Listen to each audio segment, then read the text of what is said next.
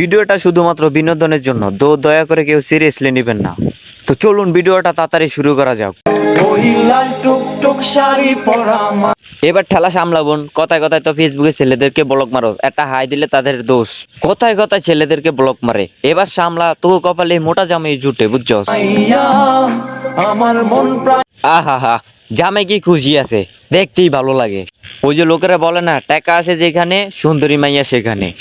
তো এর ভিতর আবার আরো একটা খবর এসে পড়েছে, সুমেয়ার দাদাই নাকি নতুন করে আবার র্যাপ গান শুরু করছে। তো চলুন আমরা একটু শুনে আসি। করেছি, বেশ করেছি, করবই তো।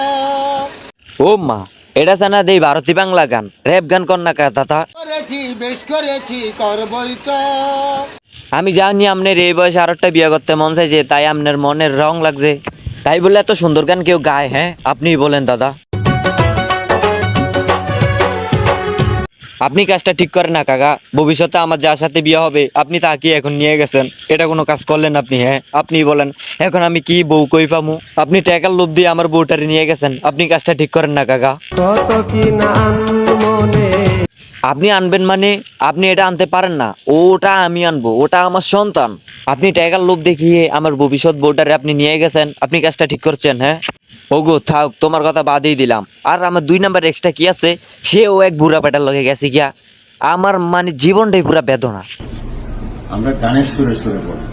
ও মা, আবার কি বলে গানে শুটিং করবে? জরিনা, তুমি আমার দ্বারে গিয়ে তুমি এই বুড়া কাকুরে নিয়ে বিয়ে করছো?